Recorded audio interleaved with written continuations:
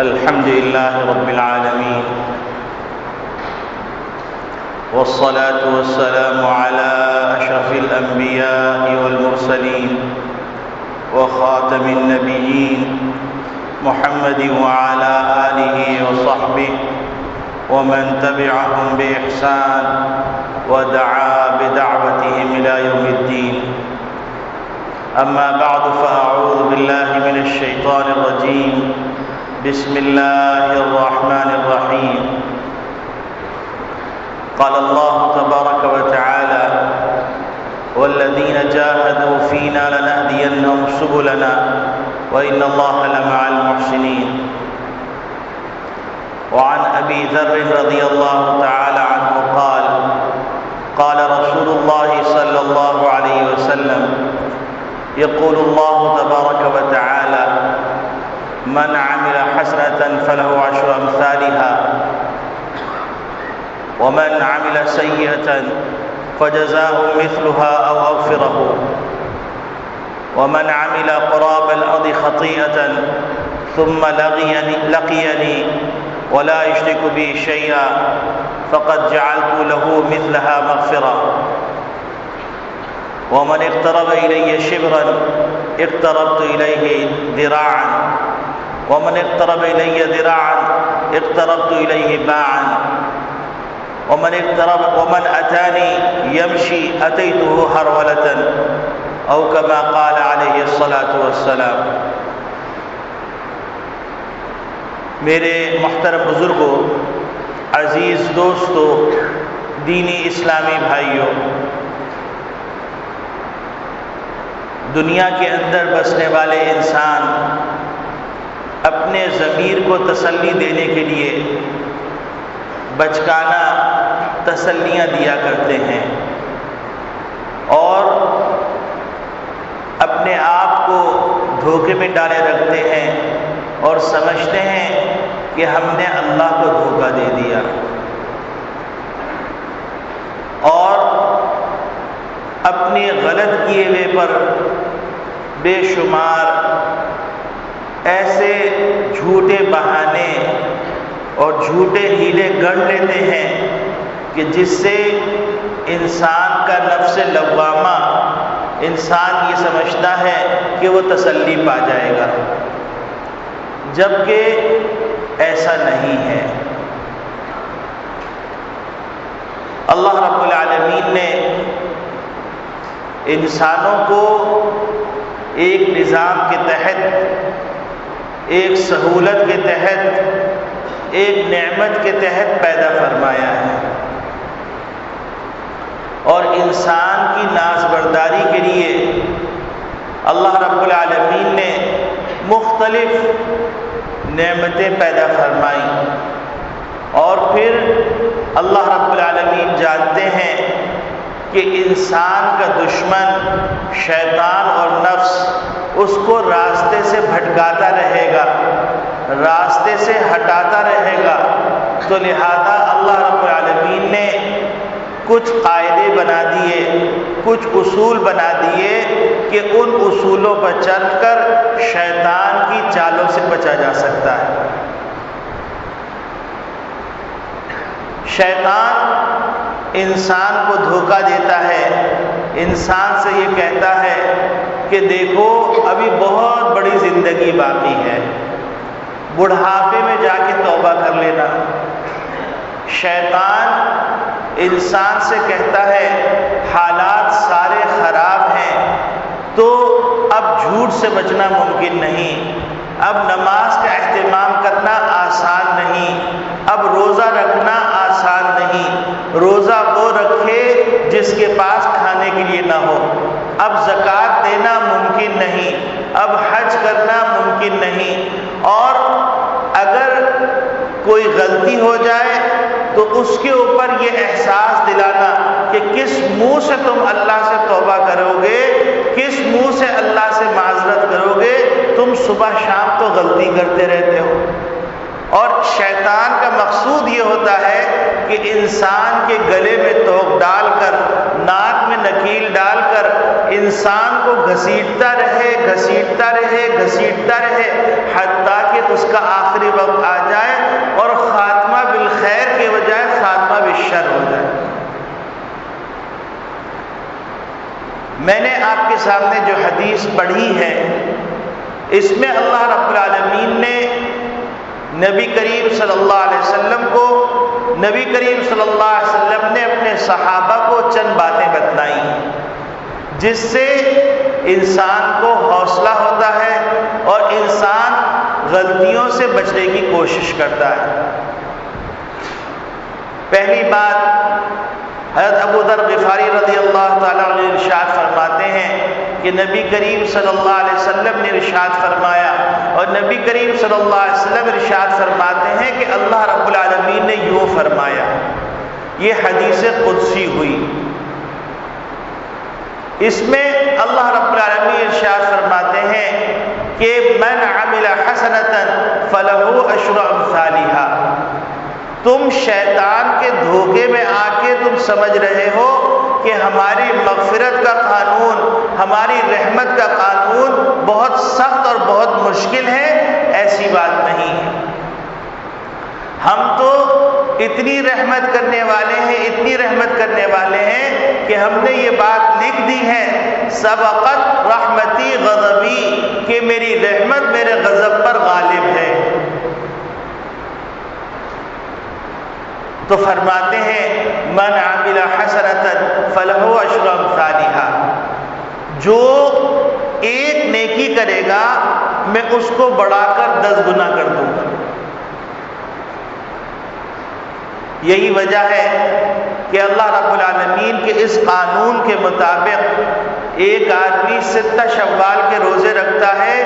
6 روزے شوال کے رکھتا ہے، تو اللہ رب العالمین پورا سال روزہ رکھنے کا ثواب دیتے ہیں۔ یہ اسی قاعدے کے مطابق ہے کہ 30 رمضان کے روزے ہو گئے اور 6 شوال کے روزے ہو گئے، تو ٹوٹل ہو گئے 36۔ 36 کو جب 10 سے ضرب دیں گے تو 360 ہو جائیں گے۔ تو اللہ رب العالمین اس طرح پورے سال روزہ رکھنے کا ثواب دے دیتے ہیں، یہ اسی قانون کے مطابق کہ من عمل حسنۃ فلہ عشر امثالھا، کہ جو ایک نیکی کرے گا میں اس کو 10 گنا ثواب دوں گا۔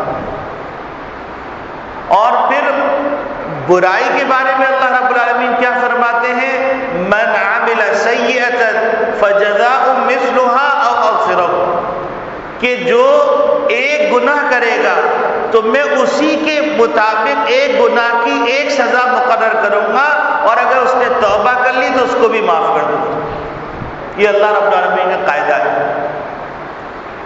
یہی وجہ ہے کہ اللہ رب العالمین ارشاد فرماتے ہیں ما یفعل اللہ بعذابکم ان شکرتم وآمنتم،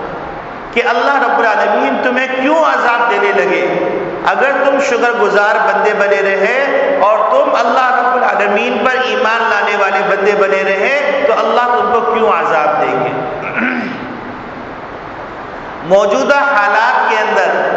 جو مشقتیں آ رہی ہیں، جو آفتیں آ رہی ہیں، جو دنیا کے مختلف علاقوں میں مختلف خطوں میں مسلمانوں کو پیٹا جا رہا ہے، مسلمانوں کو اذیت دی جا رہی ہے، تو اس کے اندر ضرور بے ضرور مسلمانوں کی کچھ کوتاہیاں ہیں، کیونکہ اللہ رب العالمین ارشاد فرماتے ہیں ما اصابکم من مصیبت فبما کسبت ایدیکم ویعفو عن کثیر، تم کو جو بھی مصیبت پہنچتی ہے، جو بھی تکلیف پہنچتی ہے، یہ تمہارے اپنے اعمال کا نتیجہ ہے۔ اور یہ اللہ رب العالمین تھوڑی سی آزمائش دیتے ہیں ویعفو عن کثیر، اور بہت ساری لغزشوں کوتاہیوں پر سزا نہیں دیتے، معاف کر دیتے، درگزر فرما دیتے۔ تو میرے عزیز دوستو بھائیو، اللہ رب العالمین عذاب دینا نہیں چاہتے، اللہ رب العالمین اپنے بندوں کو تکلیف دینا نہیں چاہتے۔ اس کی دلیل یہ ہے کہ اللہ رب العالمین ایک نیکی پہ 10 گنا ثواب دے رہے ہیں، 36 روزوں پر پورے سال کے روزوں پر ثواب دے رہے ہیں، اور اللہ رب العالمین اگر ایک بندہ غلطی کرتا روایت میں آتا ہے کہ اللہ رب العالمین نے دو فرشتے مقرر کیے ہوئے ہیں، ایک کرامن، دوسرے کاتبین۔ کرامن کاتبین کا کام یہ ہے، ایک فرشتہ نیکی لکھتا ہے اور ایک فرشتہ گناہ لکھتا ہے۔ نیکی لکھنے والے فرشتے کو اللہ رب العالمین نے امیر بنایا ہے، گناہ لکھنے والے فرشتے کو اللہ نے مامور بنایا ہے۔ جب انسان نیکی کا ارادہ کرتا ہے تو اللہ رب العالمین نیکی لکھوا دیتا ہے، اور جو شخص گناہ کرتا ہے تو امیر فرشتے سے وہ اجازت لیتا ہے اس کے گناہ کو لکھ دوں یا نہیں لکھ دوں۔ جب وہ کہتا ہے کہ دیکھو ابھی ہو سکتا ہے یہ توبہ کر لو، تو ایک موقع دیا جاتا ہے، گناہ لکھا نہیں جاتا۔ پھر اس کے بعد تھوڑا وقت گزرتا ہے، پھر سوال کرتا ہے کہ اب گناہ لکھ دوں، پھر حکم دیا جاتا ہے ابھی رک جاؤ، ہو سکتا ہے یہ توبہ کر لو۔ پھر گناہ کرتا ہے تو پھر گناہ کرنے کے نتیجے میں اللہ رب العالمین کا یہ فرشتہ اپنے امیر فرشتے سے پوچھتا ہے کہ کیا میں اب اس گناہ کی سزا لکھ دوں، گناہ کا تعین کر دوں، گناہ کو تحریر کر دوں؟ تو اب اگر 3 دفعہ کے اندر بندہ توبہ نہیں کرتا تب اجازت ملتی ہے کہ اس گناہ کو لکھ دو۔ وہاں پر نیکی کے ارادے پہ نیکی لکھی جا رہی ہے، اور یہاں پر گناہ کرنے کے باوجود 3 موقع دیے جا رہے ہیں۔ اب سوچنے کی بات یہ ہے کہ اللہ رب العالمین کیا ہم کو تکلیف دینا چاہ رہے ہیں؟ کیا اللہ رب العالمین ہم کو اذیت دینا چاہ رہے ہیں؟ کیا اللہ رب العالمین ہم کو آزمائش میں ڈالنا چاہ رہے ہیں؟ یقیناً اللہ رب العالمین ہم پر نہایت مہربان ہے۔ شیطان نے ہم کو دھوکے میں ڈال دیا ہے کہ شیطان یہ کہتا ہے اتنے گناہ کر لیے اب توبہ کیسے ہوگی، اور کس منہ سے توبہ کرو گے، اور تم اللہ رب العالمین کے نافرمان بندے ہو، چلو کوئی بات نہیں، ایک دفعہ جہنم میں جا کر پھر واپس جنت میں آ جانا۔ جہنم کے سب سے کم ترین عذاب کی مقدار جو بیان کی گئی ہے وہ اللہ رب العالمین آگ کی جوتیاں پہنا دیں گے، اس سے اس شخص کا پورا جسم ایسا دہک رہا ہوگا جیسے بھٹی میں لوہا پک رہا ہوتا ہے، اور دماغ ایسے ابل رہا ہوگا جیسے ہانڈی کے اندر پانی ڈال کر اور کچھ چیزیں ڈال کر ابالا جائے تو اس طرح ہانڈی میں ابل رہا ہوگا، اور وہ عذاب والا شخص سمجھ رہا ہوگا سب سے زیادہ سخت ترین عذاب مجھے دیا جا رہا ہے، حالانکہ سب سے کم ترین عذاب دیا جا رہا ہے۔ تو اللہ رب العالمین نہیں چاہتے، قرآن کی آیت بتلا رہی ہے ما یفعل اللہ بعذابکم، اللہ تم کو کیوں عذاب دینے لگے، اللہ تم کو کیوں تکلیف دینے لگے؟ اگر تم شکر گزار بندے بن جاؤ گے، اگر تم اللہ کے اوپر ایمان لانے والے مومن بندے بن جاؤ گے تو اللہ تم کو عذاب نہیں دے گا، اللہ عذاب دینا نہیں چاہتے۔ یہی وجہ ہے کہ ایک نیکی پر 10 ثواب دیے جا رہے ہیں اور ایک گناہ پر انتظار کیا جا رہا ہے کہ بندہ اب توبہ کر لے، اب توبہ کر لے، اب توبہ کر لے۔ اس کے بعد اللہ رب العالمین اپنی بخشش کا قاعدہ بیان فرما رہے ہیں۔ اللہ رب العالمین اپنی بخشش کا خود قاعدہ بیان کر رہے ہیں کہ من عمل قراب الارض خطیئۃ، ایک آدمی نے پوری زمین کو پاٹ ڈالا گناہوں سے، یعنی زمین کو بھر دیا، اتنے گناہ کر لیے، ثم لقینی، پھر وہ میرے سے ملاقات کرنے آ رہا ہے، ولم یشرک شیئا، اور ولم یشرک بی شیئا، اور اس نے میرے ساتھ کسی کو شریک نہیں ٹھہرایا، شرک نہیں کیا، توبہ کی ندامت لے کے آ رہا ہے، شرمندگی کے ساتھ آ رہا ہے، میرے سامنے حاضر ہو رہا ہے، تو اللہ رب العالمین فرماتے فقد جعلت له مثلها مغفرہ، تو جتنے اس نے گناہ کیے ہیں اتنی میں بخشش لکھ دوں۔ اب آپ سوچئے کہ اللہ رب العالمین نے بخشش کا قاعدہ بیان کر دیا، اللہ رب العالمین نے بخشش کا قانون بیان کر دیا کہ تم گناہوں کی کثرت کی وجہ سے نا امید مت ہو جاؤ، اور تم توبہ کر لو، پھر دیکھو ہم کیا کریں گے، تم اپنے ذمے کا کام کر لو، ہم اپنے ذمے کا کام کر لیں گے۔ اس کے بعد اللہ رب العالمین اپنے رحمت کا قانون بیان فرما رہے ہیں،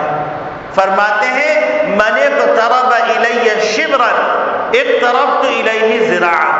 جو میرے طرف ایک بالش چلتا ہے تو میں ایک ہاتھ چلتا ہوں، ومن اقترب الی باعا، اور جو میری طرف ایک ہاتھ چل کے آتا ہے من اقترب الی ذراعا اقتربت الیہ باعا، تو میں اس کی طرف 2 ہاتھ چلتا ہوں۔ ومن اتانی یمشی، اور جو میری طرف پہیا پہیا چل کے آتا ہے، اتیتہ ہرولۃ، میں دوڑ کے اس کے تم تک پہنچ جاتا ہوں، اس تک پہنچ جاتا ہوں۔ یہ اللہ کا قانون۔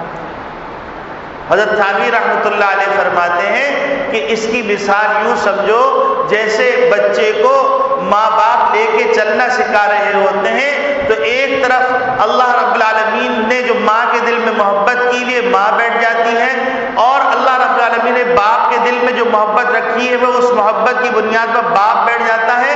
ماں اپنی طرف بلاتی ہے، باپ اپنی طرف بلاتا ہے، مقصود یہ ہوتا ہے کہ تو وہ قدم اٹھائے۔ اب جیسے ہی قدم اٹھاتا ہے تو ماں باپ گرنے نہیں دیتے، اس کو تھام لیتے۔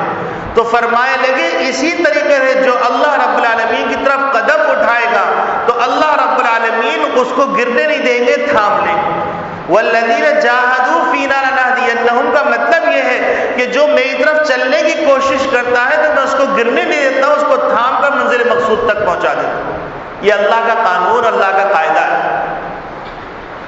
اب انسان یہ سمجھتا ہے کہ کوئی ایسا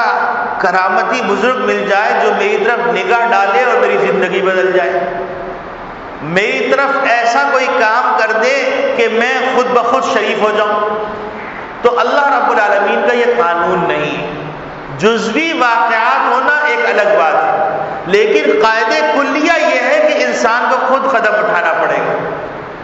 یہی وجہ ہے کہ آپ دیکھیے کہ دنیا کے اندر بھی قاعدہ یہ ہے کہ ماں باپ بچے سے انتہائی محبت کرنے کے باوجود اس وقت تک اس کی طرف نہیں بڑھتے جب تک کہ وہ بچہ خود پاؤں اٹھانے کی کوشش نہیں کرتا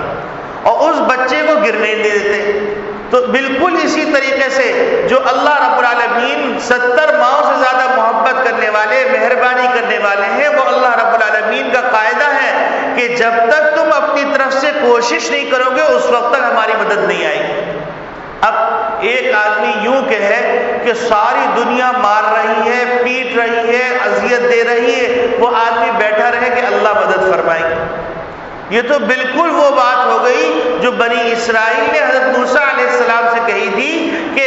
جب موسیٰ علیہ السلام نے کہا کہ فلاں علاقہ فتح ہو جائے گا، اللہ نے مجھے یہ بشارت دی ہے، یہ خوشخبری سنائی ہے، تم لوگ چلو اور ان کے خلاف جہاد کرو، اللہ رب العالمین تمہاری مدد فرمائیں گے۔ تو انہوں نے کہا اذهب انت وربك فقاتلا انا هاهنا قاعدون، آپ جائیے، آپ کے پروردگار جائیں، وہی جا کے ساری کارروائی کریں، ہم تو یہاں بیٹھے ہوئے ہیں۔ وجہ کیا بیان کی؟ ان فیہا قوما جبارین، وہاں بڑے طاقتور لوگ ہیں،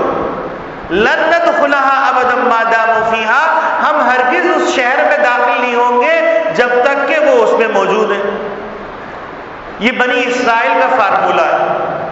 یہ مسلمانوں کا فارمولہ نہیں۔ مسلمانوں کا فارمولہ وہ ہے جو حضرت سعد ابن ابی وقاص رضی اللہ تعالیٰ نے فرمایا تھا کہ اے اللہ کے رسول، ہم بنی اسرائیل کی طرح آپ سے یہ نہیں کہیں گے کہ آپ جائیے، آپ کے پروردگار جائیے، بلکہ جہاں پر پسینہ گرانے کی ضرورت ہوگی وہاں ہم خون کا نذرانہ پیش کریں۔ تو مسلمان کی شان یہ ہے، اور مسلمان کو جو بتایا گیا ہے بعد معاملہ اور قاعدہ وہ یہ بتلایا گیا ہے کہ پہل تم کو کرنی پڑے گی، پھر مدد اللہ بھیجے گی۔ اب آپ دیکھیے، اگر آپ غور فرمائیں گے تو آپ کو یہ بات بالکل واضح طور پہ سمجھ میں آ جائے گی کہ ہم کو کچھ کرنا ہے تب جا کے اللہ کی مدد آئے گی۔ اب آپ دیکھیے کہ اللہ رب العالمین اس بات کی طاقت رکھتے ہیں کہ آسمان سے پانی برسا دیں، اس بات کی طاقت رکھتے ہیں کہ آسمان سے کھانا برسا دیں، اس بات کی طاقت رکھتے ہیں کہ اللہ رب العالمین اپنی فوجیں بھیج دیں، تمام چیزوں پہ قدرت رکھتے ہیں۔ اور اللہ رب العالمین نے بارہا اس کا مشاہدہ کروایا نبی کریم صلی اللہ علیہ وسلم کے زمانے میں، اور اس کے علاوہ بعد کے زمانے میں کچھ واقعات ایسے ہوئے کہ جس کے اندر یقین آ جاتا ہے کہ یہ اللہ کی نصرت ہے، اللہ کی خصوصی مدد۔ اب آپ دیکھیے معجزات اور معجزہ وہ چیز ہے جو کہ نبیوں کے ساتھ خاص ہے۔ اب اللہ رب العالمین اپنی نبی کی مدد کرنا چاہتے تو کر سکتے تھے اور کرتے رہے، لیکن اللہ رب العالمین نے فرمایا کہ پہلے تم قدم اٹھاؤ، اس کے بعد پھر دیکھو ہماری مدد کیسے آتی ہے۔ غزوہ بدر کے اندر اگر آپ دیکھیں، ایک طرف لشکر آ رہا ہے 1000 افراد پہ مشتمل،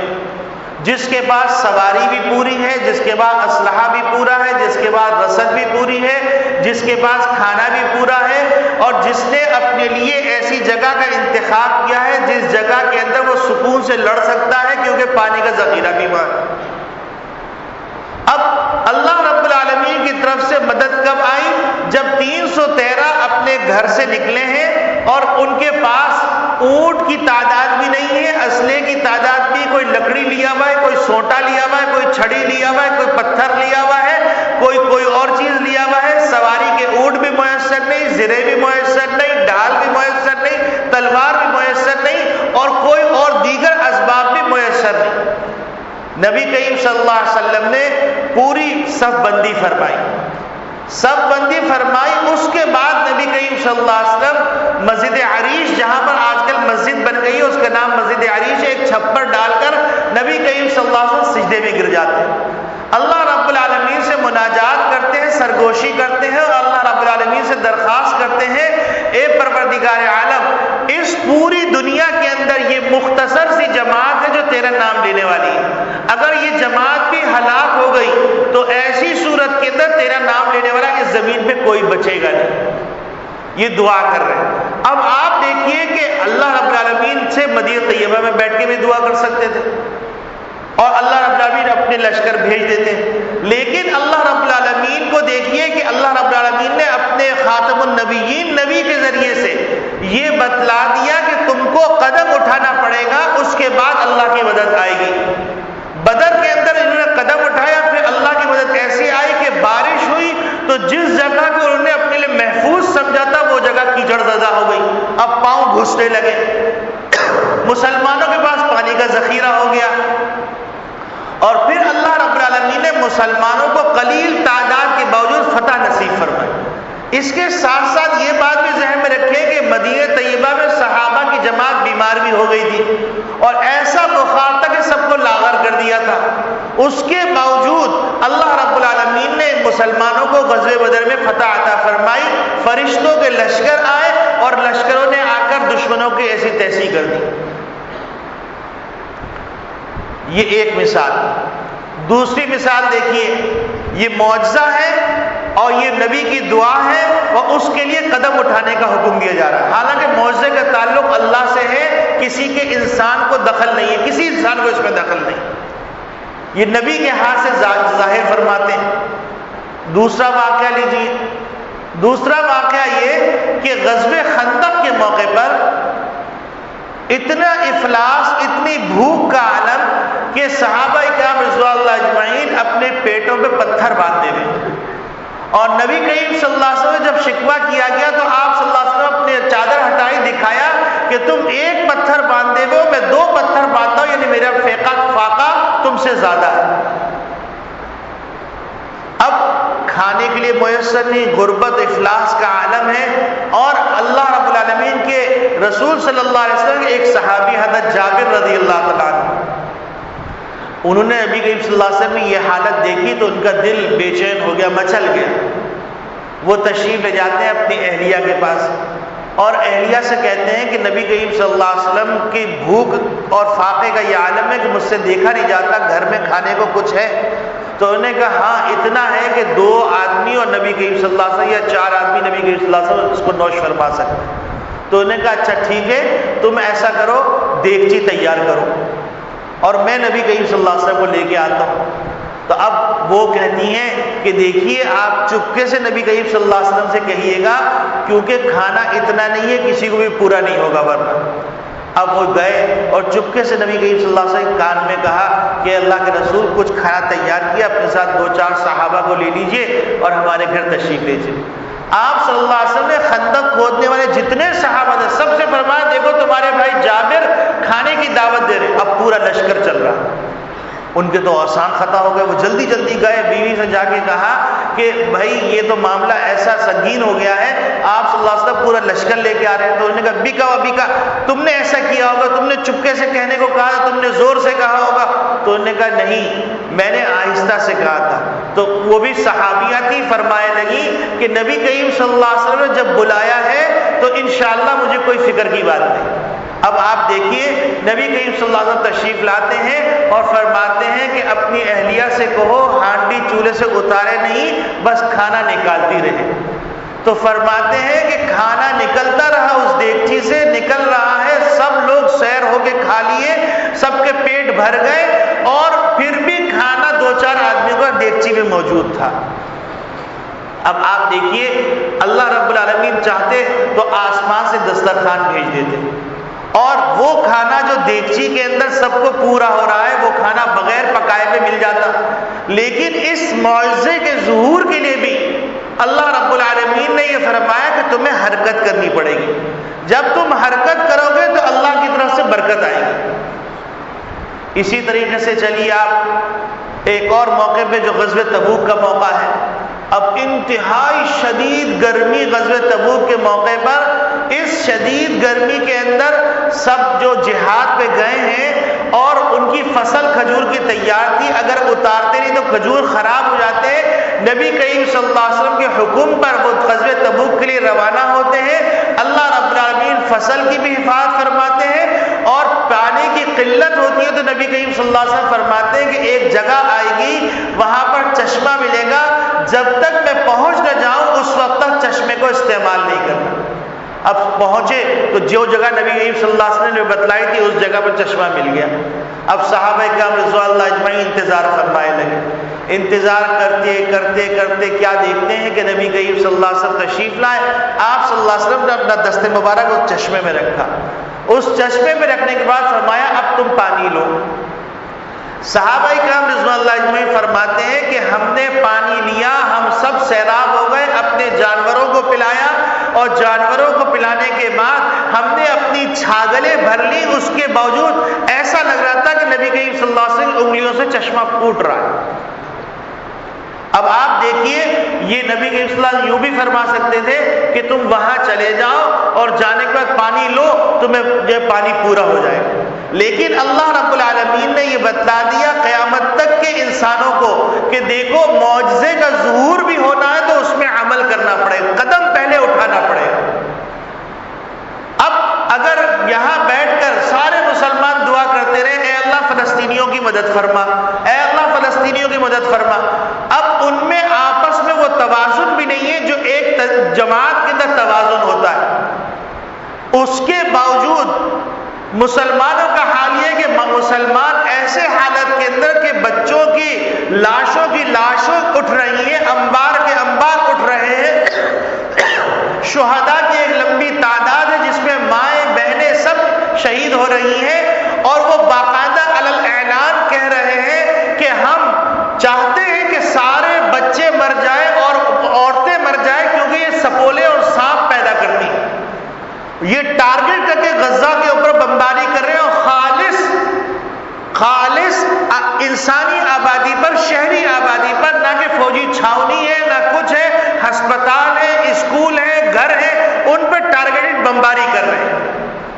اور بدقسمتی سے کسی کے منہ سے ایک لفظ نہیں نکل رہا، اور نہ ہی اتنے بڑے مسلمانوں کی مقدار، اتنی بڑی تعداد مسلمانوں کی، وہ مسلمان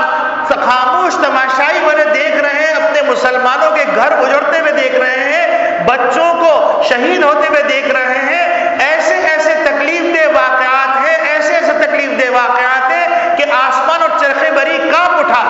زمین تھرتھرا اٹھی۔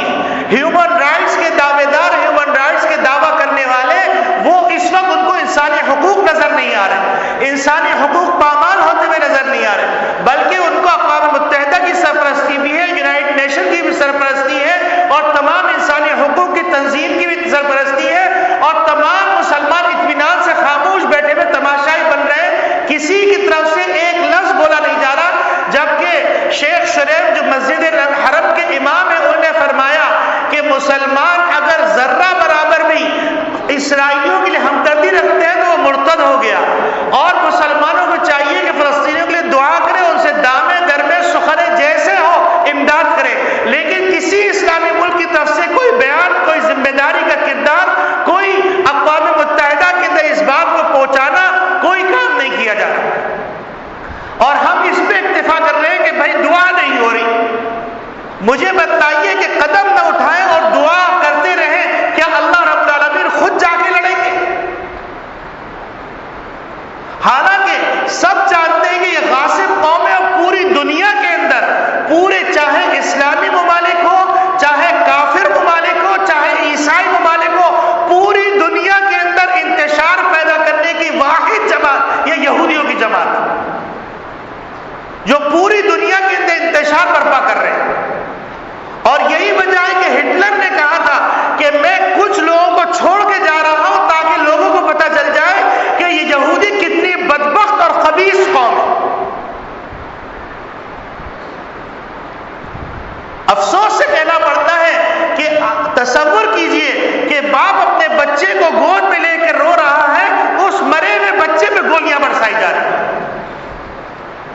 گھروں کو اجاڑا جا رہا ہے، اور کہیں کہیں کہیں ایسا لگتا ہی نہیں کہ مسلمان ہوش میں آئے۔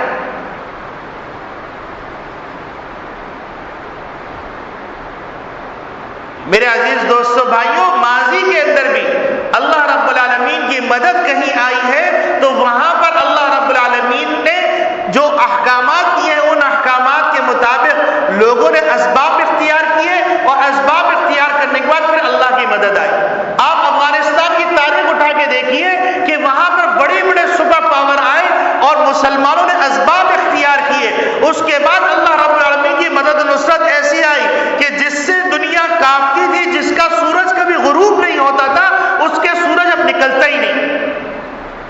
برطانیہ تباہ ہو گیا افغانستان سے ٹکرا کر، رشیا تباہ ہو گیا افغانستان سے ٹکرا کر، اور امریکہ کی تباہ حالی آ گئی افغانستان سے ٹکرا کر۔ اسباب اختیار کیے گئے، اللہ کی مدد و نصرت آئی،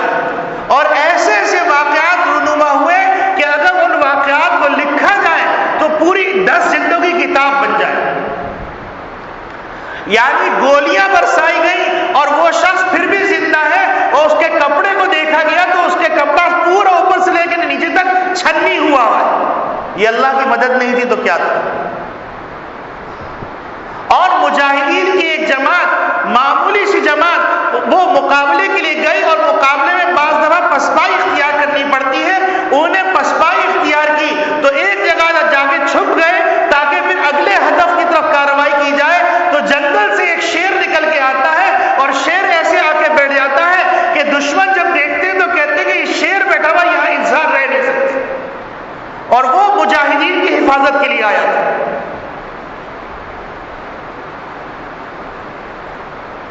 ایسے واقعات میں رونما ہوئے کہ اسلحہ بالکل خالی ہو گیا، سامنے ٹینک موجود ہے، اور یہ لڑکے کرالنگ کرتے ہوئے گئے اور اللہ اکبر کی تکبیر کہہ کے کھڑے ہوئے تو ان پر ایسی دہشت طاری ہوئی کہ خالی کلاشنکوف والے لڑکوں کے اوپر بمباری نہیں کر سکے۔ وہ لڑکے ان پر مسلط ہوئے، مسلط ہونے کے بعد پورا ٹینک انہوں نے یرغمال بنا دیا، ٹینک کا پورا لشکر یرغمال بنا دیا۔ میرے عزیز دوستو بھائیوں، یہ کوئی حادثاتی واقعات نہیں ہے، یہ پوری ایک پلاننگ کے تحت مسلمانوں کے ملک میں پریشان کیا جا رہا ہے، اور سیاسی انتشار بھی پیدا کرنا اسی کا حصہ ہے، اور تعصب کی جنگیں پیدا کرنا اسی کا حصہ ہے، مسلکی فروعاتی اختلافات پیدا کرنا اسی کا حصہ ہے، مدارس کے علماء کو نشانہ بنانا اسی کا حصہ ہے، معیشت کو تباہ کرنا اسی کا حصہ ہے۔ لیکن مسلمانوں کو سمجھ میں نہیں آتا کہ وہ کس دشمن سے لڑ رہے ہیں، کہ وہ دشمن سے میدان کارزار میں نہیں لڑ رہا بلکہ نظریاتی جنگ بھی لڑ رہا ہے، میڈیا کی جنگ بھی لڑ رہا ہے، اخبار و رسائل کی جنگ بھی لڑ رہا ہے، اداروں کی جنگ لڑ رہا ہے، رفاہی اداروں کے ذریعے سے جنگ لڑ رہا ہے، اور یعنی فحاشی بےغیرتی کے ذریعے جنگ لڑ رہا ہے، انسان کو ہر لحاظ سے تلاش اور پریشان حل کر دینا چاہتا ہے۔ آپ دیکھیے کہ حضرت موسیٰ علیہ السلام کلیم اللہ، بہت بڑا رتبہ ہے، اللہ رب العالمین ان کے ذریعے سے معجزہ ظاہر فرما رہے ہیں۔ معجزہ کیا دیا جا رہا ہے؟ معجزہ دیا جا رہا ہے کہ آپ اپنے بغل میں اپنا ہاتھ رکھیے اور بغل سے باہر نکالیے تو آپ کا ہاتھ چاند کی طرح چمکنے لگے گا، اور آپ کے ہاتھ میں جو سوٹا ہے اس سوٹے کو پھینکیے وہ اژدہا بن جائے گا۔ حالانکہ اللہ رب العالمین چاہتے تو جادوگروں نے جو اپنے سوٹے پھینکے تھے، رسیاں پھینکی تھی اور بڑے بڑے اژدہے تیار کر دیے تھے، اللہ رب العالمین ہوا کو حکم دیتے، ہوا اڑا کے لے جاتے۔ لیکن اللہ رب العالمین نے کہا سبب اختیار کرو، اس کے بعد معجزے کی کرامت دیکھو، معجزے کا اعجاز دیکھو، کمال دیکھو۔ حضرت موسیٰ علیہ السلام نے فرمایا تم پہلے اپنی چال چلو گے یا ہم پہلے اپنی چال چلیں؟ تو انہوں نے کہا کہ آپ اپنی چال پہلے چلیے۔ موسیٰ علیہ السلام نے کہا تم اپنی چال پہلے چلو۔ اب جب انہوں نے چال چلی تو سارے سانپ، بچھو، اژدہے جو رسیاں تھیں وہ ایسے لگنے لگے جیسے سانپ، بڑے بڑے اژدہے، ہیبت طاری ہو گئی۔ بالکل اسی طریقے سے جیسے اسرائیل کی ٹیکنالوجی سن کر ہیبت طاری ہو رہی ہے، حالانکہ یہ صریح خبر ہے کہ فوجیوں کو، اسرائیلی فوجیوں کو حکم دیا گیا ہے کہ تم کارروائی کرنے جاؤ تو پیمپر پہن کے جاؤ، کیونکہ وہ کارروائی کرتے ہیں اور ساتھ ساتھ مودتے بھی رہتے ہیں، ہنکتے بھی رہتے ہیں، اتنے خوف زدہ ہے۔ اللہ نے فیصلہ سنا دیا، یہودی انتہائی بزدل قوم اور انتہائی مکار اور چال باز قوم، صرف اگر مسلمان مل کے، میں عجیب غریب جملہ کہہ رہا ہوں کہ صرف مسلمان مل کے ایک تکبیر لگ کے آواز لگائے تو ان کی پیشاب نکل جائے، دماغی توازن خراب ہو جائے۔ اللہ رب العالمین نے مسلمانوں کو وسائل سے مالا مال کیا، اللہ رب العالمین نے مسلمان کو صلاحیتوں سے مالا مال کیا، اللہ رب العالمین نے مدد نصرت کے وعدے کیے، لیکن غزہ کے اندر ایسا لگتا ہے کہ صرف وہ حماس کی ذمہ داری ہے، باقی پوری امت مسلمہ کا کام سونا ہے یا جھوٹی دعائیں کرنا ہے۔ موسیٰ علیہ السلام میدان میں اترتے ہیں، ایک تنہا شخص میدان میں اترتے ہیں، اترنے کے بعد اللہ رب العالمین فرماتے ہیں کہ اے موسیٰ گھبراؤ نہیں، تم اپنا سوٹا پھینکو، پھر دیکھو ہم کیا کرتے ہیں۔ اب روایات میں آتا ہے موسیٰ علیہ السلام نے جو اپنا سوٹا ڈالا ہے تو اس سوٹے نے اژدہوں کو نگلنا شروع کیا، تو فرعون جو بھاگا ہے تو روایات میں آتا ہے باقاعدہ اس کا وضو ٹوٹ رہا تھا، اس کے وضو کے ٹوٹنے کی آواز سب سن رہے تھے۔ اللہ آج بھی اسی طرح اپنی طاقت کا مظاہرہ کر سکتے ہیں، لیکن کوئی موسیٰ چاہیے جو اپنا عصا ڈالے، یا کوئی ایسا محمدی چاہیے جو محمد صلی اللہ علیہ وسلم کے دین کو حق سمجھتا ہوا کھڑا ہو جائے اور ایک للکار دے اور کہے اب اگر غزہ کے اندر ایک مسلمان کو بھی شہید کیا گیا تو ہم تمہارے تل ابیب کو اڑا دیں گے۔ کوئی نہیں کہنے والا۔ وسائل کے اعتبار سے اسلامی ممالک مالا مال، لیکن مسلمان بھائی شہید ہو رہے ہیں، کسی کو غم نہیں ہو رہا، کسی کو کوئی فکر نہیں ہو رہی۔ علماء کا کام بیدار کرنا ہے، علماء کا کام پیغام سنانا ہے، علماء کا کام حقائق احوال قرآن حدیث کی روشنی میں بیان کرنا ہے۔ یہ علماء عوام کا کام اپنے حکمرانوں کو متوجہ کرنا اس بات کی طرف کہ آپ اپنی ذمہ داری پوری کریں۔ قانون ہاتھ میں لینا ہمارا کام نہیں، اور اللہ کے ہاں پکڑ حکمرانوں کی پہلے ہوگی کہ تم آئندہ طاقت تھی، تمہارے پاس وسائل تھے، سارے اسلامی ممالک غزہ کے اندر مسلمانوں کے پورے رمضان شہادت دیکھتے رہے اور بچوں کی شہادت دیکھتے رہے۔ بالکل وہی فارمولہ جو فرعون نے یہودیوں کے لیے بنایا تھا کہ بچوں کو قتل کر دو، عورتوں کو رسوا کر دو، کوئی بچہ زندہ نہ رہے کیونکہ وہ ہم سے لڑے گا۔ اگر اب بھی ہوش نہیں آیا تو غزہ اسرائیل میں شامل ہو جائے گا، اللہ نہ کرے وہ وقت آئے۔ ان کا ٹارگٹ یہی، ان کا مقصد یہی ہے کہ غزہ کو خالی کرا کر اور مکمل طور پر حوالے کر دیا جائے۔ تو لہذا اس اجتماع سے میں اپنے حکمرانوں کو جو خود آپس کی جنگ کے اندر مبتلا ہے اور مسلمانوں کی ہولی کھیلی جا رہی ہے، یہ یہودیوں کے ایجنٹ، یہودیوں کے کارندے مختلف قسم کے مسائل میں سارے اسلامی ممالک کے اندر انتشار پیدا کر کے مطمئن بیٹھنا چاہتے ہیں۔ وجہ کیا ہے؟ وجہ یہ ہے کہ خربوزہ چھری پہ گرے یا چھری خربوزے پہ گرے، دونوں صورتوں میں فائدہ ان کا ہوتا ہے۔ ان کو اس سے سروکار نہیں کہ کون آئے کون جائے، کون جیے کون مرے، مسلمان بننا چاہیے کسی بھی شکل کے اندر، مسلمانوں کے ممالک کے اندر انتشار ہونا چاہیے کسی بھی شکل کے اندر، نہ پڑھنے کے رہے، نہ لکھنے کے رہے، نہ عبادت کے ہیں، نہ روزے کے رہے، نہ کسی چیز کے رہے۔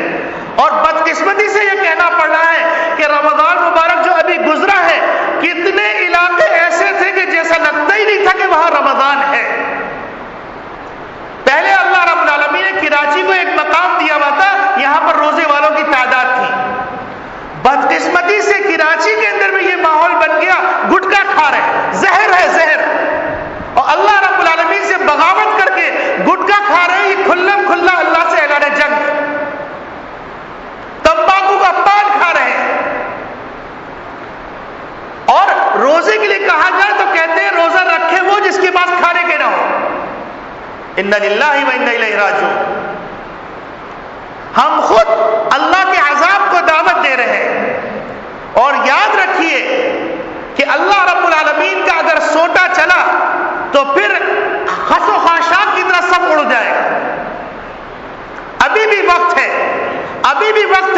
اطراف کے اندر جو اللہ رب العالمین کی طرف سے خطرے کے الارم بج رہے ہیں، ان الارم کی آوازوں کو سنیے اور اپنی ذمہ داری کو سمجھیے،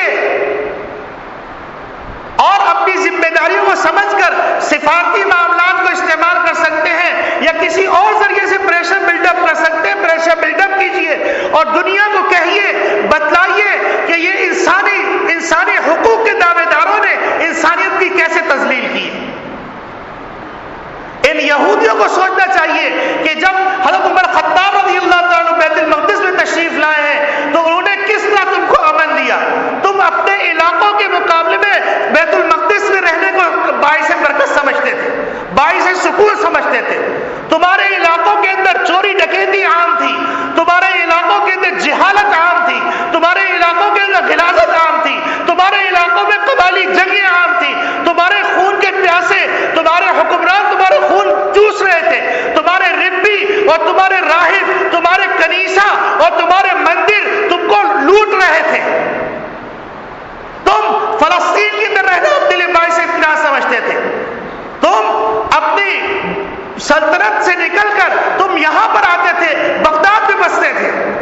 تم ان حضرت عمر خطاب رضی اللہ تعالیٰ کی نسل کے لوگوں کو، صحابہ کی نسل کے لوگوں کو، صحابہ اکرام رضوان اللہ اجمعین کی عظمت کے دعوے دار لوگوں کو تم جس طرح ذلیل کر رہے ہو، ہم دعا کرتے ہیں، آپ آمین کیجیے کہ اے اللہ اسرائیل کو تباہ برباد کر دے، اے اللہ اسرائیل کو نیست و نابود کر دے، اے اللہ اسرائیل کو زمین میں دھسا دے، اے اللہ اسرائیل کے لوگوں کو فاقے کے اندر مبتلا کر دے، اے اللہ ان کی حواس برباد کر دے۔ اللہم زلزل اقدامہم، اللہم زلزل اقدامہم، اللہم زلزل اقدامہم ونکس اعلامہم وفل حدہم وخالف بین کلمتہم وخذہم اخذ عزیز مقتدر واہلکہم کما اہلکت عاد وثمود۔ یہ آواز منبر رسول سے حکمرانوں کو پہنچائی جا رہی ہے۔ کیا آپ اس آواز کے ساتھ ہاتھ پہ ہاتھ ملانے کے لیے تیار ہیں؟ یہ تمام لوگوں کو دیکھ لیجئے، ان کے دل زخمی ہیں لیکن عوام ہونے کی حیثیت سے کچھ کر نہیں سکتے۔ آپ کے پاس وسائل ہیں، آپ کے پاس طاقت ہے، آپ کے پاس دنیا کی بے شمار نعمتیں ہیں، آپ تمام اسلامی ممالک میں اہم پوزیشن کے اندر ہیں، آپ اہم کردار ادا کر سکتے ہیں، تو آپ اپنی ذمہ داری کو سمجھیے۔ اس وقت سے ڈریے جب اللہ کی لاٹھی چلے اور اللہ کی لاٹھی بے آواز، اس وقت توبہ کی جائے تو توبہ قبول نہ ہو، اس وقت اللہ کی مدد مانگی جائے تو اللہ کی مدد نہ آئے۔ میرے عزیز دوستو بھائیوں، میں نے آپ کے سامنے جو کچھ واقعات سنائے ہیں، ان واقعات کے سنانے کا مقصد یہ ہے کہ ہم دعا کر رہے ہیں، اللہ رب العالمین دعا ضرور قبول فرمائیں گے، لیکن اس دعا کی قبولیت کے لیے عمل بھی شرط ہے۔ اللہ رب العالمین یہ بات ہمارے حکمرانوں کو سمجھا دے، تمام امت مسلمہ کو سمجھا دے، تمام امت مسلمہ کے ممالک جو ہیں